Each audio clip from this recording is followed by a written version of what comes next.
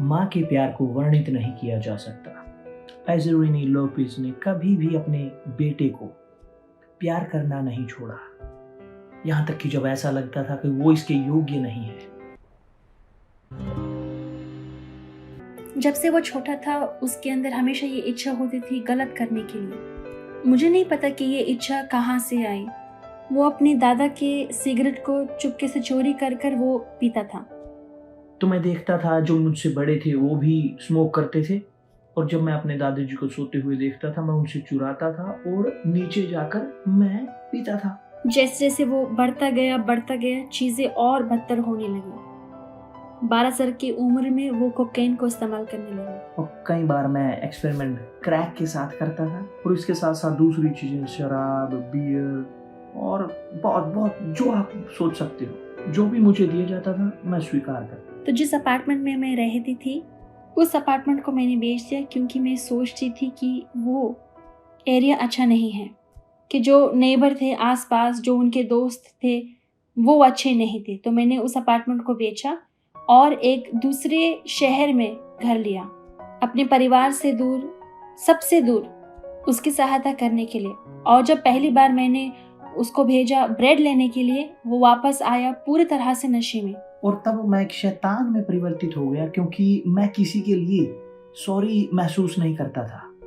मैं लोगों को पीटता था, उन्हें जान से मारने की धमकी देता था, घर से चीजें लेकर उन्हें बेच डालता था, मैं झूठ बोलता था, मैं लोगों को तंग करता था, और मैंने हर एक चीज को पाने के लिए शॉर्टकट इस्तेमाल किए, और जिनको मैं तंग करता था मुझे अच्छा लगता था।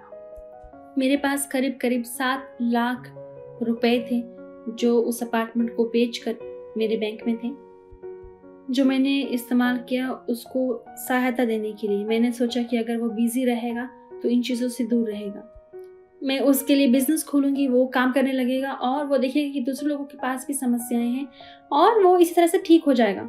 और उस बिजनेस से मुझे और ज़्यादा कर्जे का सामना करना पड़ा। जब मैं वहाँ पर गई तो मैंने देखा कि वो बिजनेस खुला हुआ था पर वहाँ पर कोई भी नहीं था। उस बिजनेस को छोड़ दिया गया था।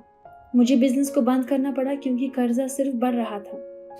अंदर कहीं ना कहीं मैं बदलना चाहता था, मगर मैं रास्ता नहीं खोज सका, मगर मैं नहीं जानता था कैसे। तो जैसे जब भी मुझे रास्ता नहीं मिला तो मैंने अपने आप को दवाइयों के, ड्रग्स के सहारे अपने आप को शांत रखना जारी रखा, और तब मैंने और ज़्यादा ड्रग्स का इस्तेमाल शुरू कर दिया, और जिस प्रकार मैंने सीखा उसी प्रकार के व्यक्ति में बने रहना मैंने जारी रखा। मैंने चर्च को जाना एक बुक के द्वारा।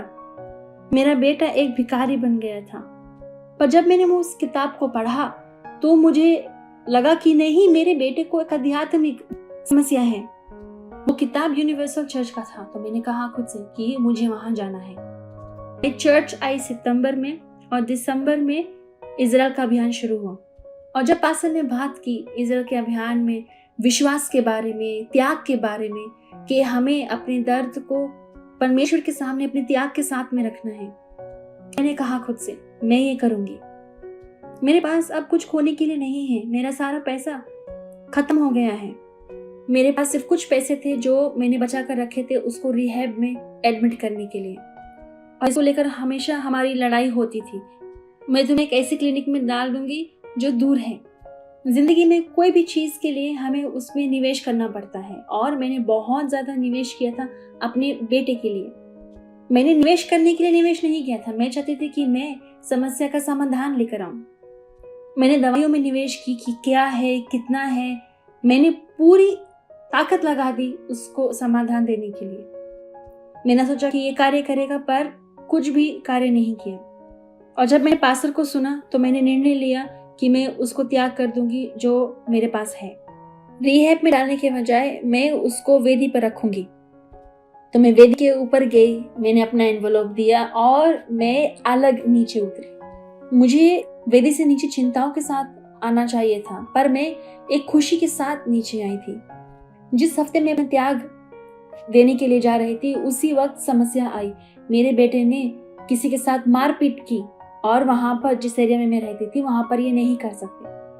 और वो गैंग वालों ने कहा कि मैं अब पैसा नहीं चाहता, मैं उसकी जिंदगी चाहता हूँ। उसने कहा या तो कॉफिन ले ले या अपने बेटे को छिपा दे। और मैं वहां से रोते हुए गई। पर जब मैं घर पहुंची, मेरे अंदर एक विद्रोह था।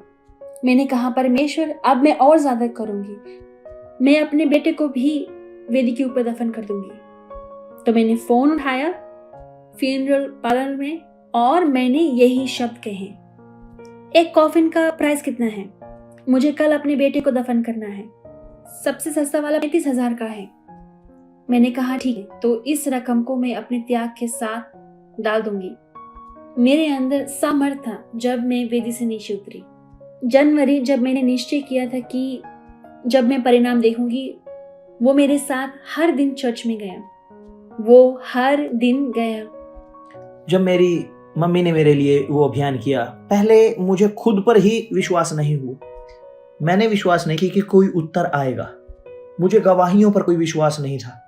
मगर उसके बाद मेरे अंदर ये सुनिश्चितता आने लगी कि ये सब सच है।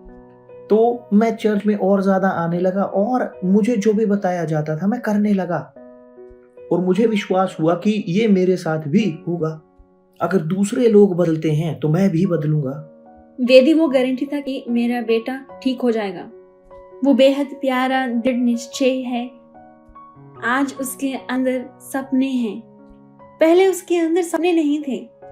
वो मुझसे हमेशा कहता कि मैं अपने आप को अंदर बंद कर कर इस घर में आग लगा दूंगा।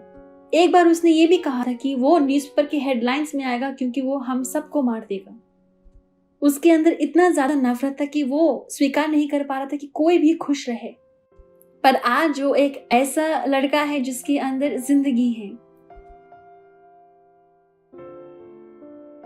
आज मेरे पास काम है। आज मैं अपने घर में पैसे के साथ सहायता करता हूँ। आज मेरे पास वो अतीत की समस्याएं नहीं हैं। आज मैं खुशी के साथ अपनी मम्मी के साथ, अपने परिवार के साथ रहता हूँ। और आज मेरे पास योजनाएं हैं खुद के लिए, और योजनाओं से बेहतर केवल यही नहीं, क्योंकि मेरी चंगाई के बाद मैं जानना चाहता था उस परमेश्वर को कि जिसने मुझे चंगा किया है। और आज मेरा बपतिस्मा पवित्र आत्मा से हो चुका है और मेरा सपना वास्तव में सच हो चुका है। आज मैं 24 घंटे उसके साथ रहता हूं जिसने मुझे बचाया है। आज हम दोस्त हैं। मेरा बेटा मेरा दोस्त है। आज मेरे पास वो सब है जिसकी मुझे तलाश थी मगर मैं कभी पा ना सका। वास्तव में इज़राइल का अभियान ने मेरी जिंदगी में कार्य किया।